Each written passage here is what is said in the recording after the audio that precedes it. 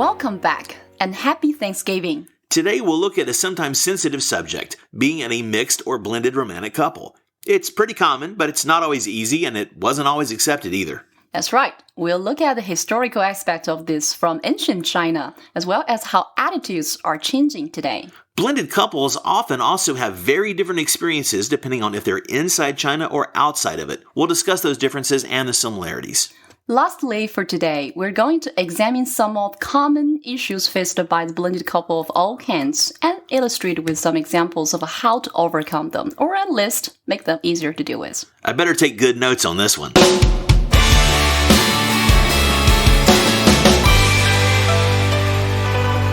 Okay, let's get into those nitty-gritty historical details first. Yingying, you're up. Okay. First, understand that in ancient times, China was never really open to immigration. This was a safety, security issue as much as it was philosophical. I think it's safe to say that especially back in the day, people pretty much everywhere have always been much more comfortable with their kind than with outsiders, so China's not unique in that attitude. Right, and although there were several intercultural marriage periods where attitudes in the high office were more open to this, normal citizens couldn't and wouldn't even dream to marry outside their local group. It was done for political reasons. The earliest examples of this involved slaves, and we don't have great records for this. But maybe the most famous example was back in the Tang Dynasty. A princess called Wencheng Gongzhu was sent to Tibet to marry the regional leader, Songzan Ganbu. Note that back then, the different regional ethnicities were very much considered to be different cultures, so this is an example that is relevant to the modern ones too. In any case, the Tang Dynasty was one of the most prosperous time in Chinese history, and smart moves like this helped them survive and thrive then, and still be revered today. So even back then, cementing bonds with people across cultures had all kinds of practical benefits that helped the larger society to protect and maintain itself. Now, speaking of protection, some mixed or blended couples happened due to wars and such. Chinese who had to flee the homeland because of invasions and whatnot would sometimes marry people outside the country, of course, which in turn helped to create these new third cultures. But the details of that are a topic for another show. For now, though, jumping way ahead and closer to modern times, we see that from the founding of the PRC to the opening up period starting in 1978, the number of mixed marriages here fell to almost zero. But there were exceptions to this rule, and today one of them is a stronghold of such unions. Yep. Due to its position as a trade route by land and by water, Shanghai was the most common place for people to meet, mix, and match. It's kind of like a hot, humid love incubator. Okay. Anyway, despite the historical issues between the countries, Japanese people have proven to be the most popular race for Chinese to marry.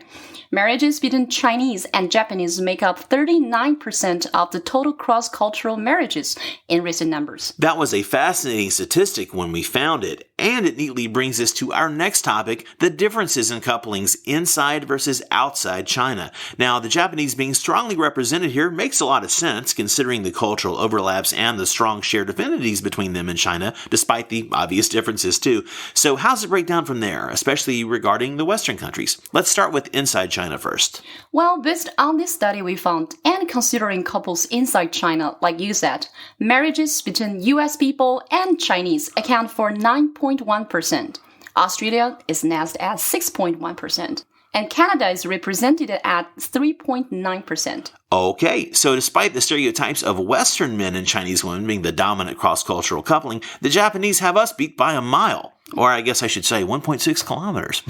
I see what you did there. I'm glad someone did. So now let's look at a typical mixed couple outside China. This is where those stereotypes got started in the first place, yeah?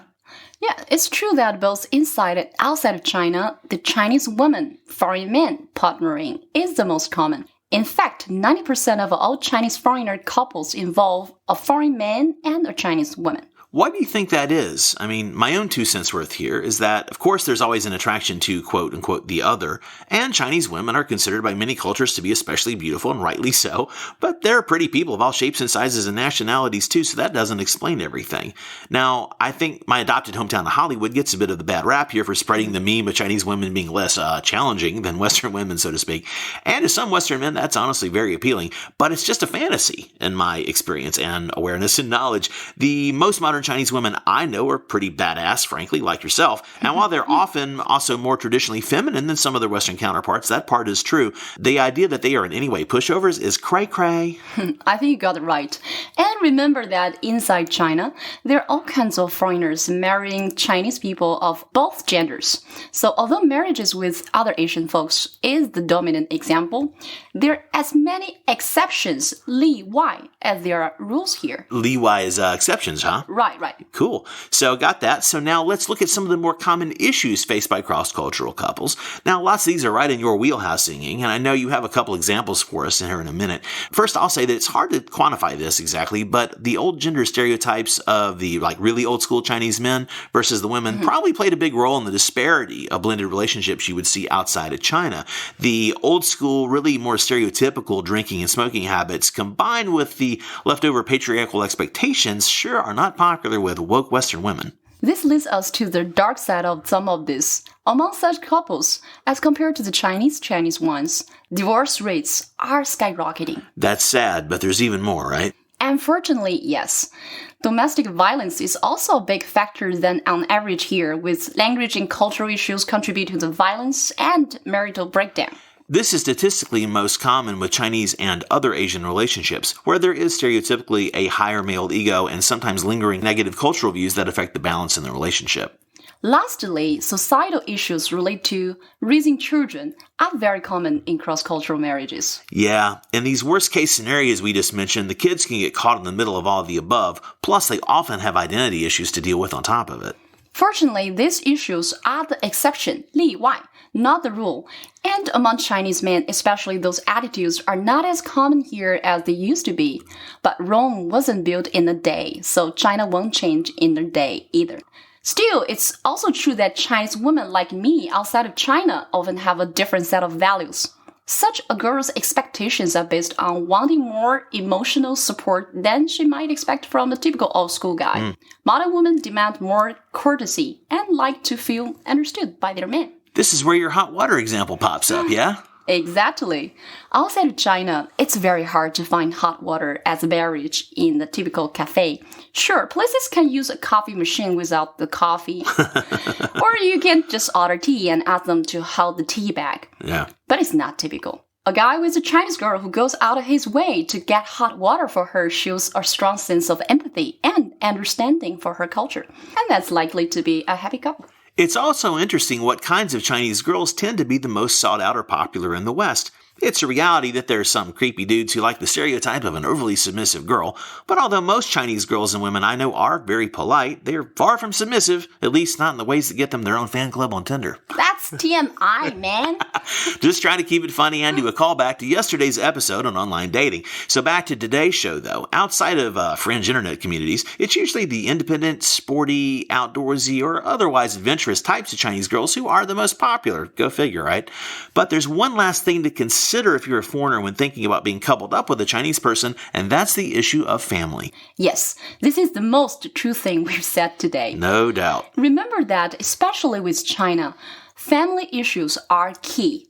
It's said that when you're getting married to a Chinese person, you're marrying the whole family, not just the person. And it's still pretty typical here. This is one aspect of cultural values that is unlikely to change anytime soon. Good to know, and we'll look at that more tomorrow. Thanks, Yingying.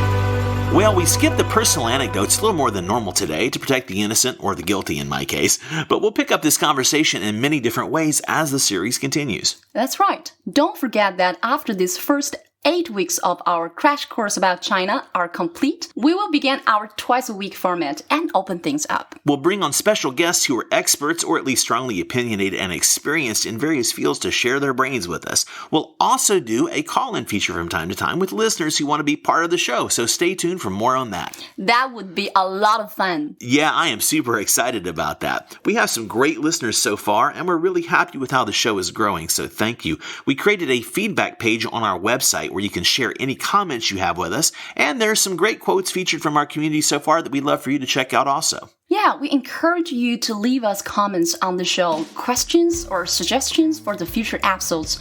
Visit howchinaworkspodcast.com or find us on any of our social media. Tomorrow we'll look at taking that final last big step in the personal relationship category here, which is getting married.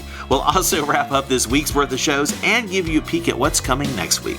Thanks again for listening. I'm Yingying Li. And I'm Brendan Davis. See you tomorrow on How China Works.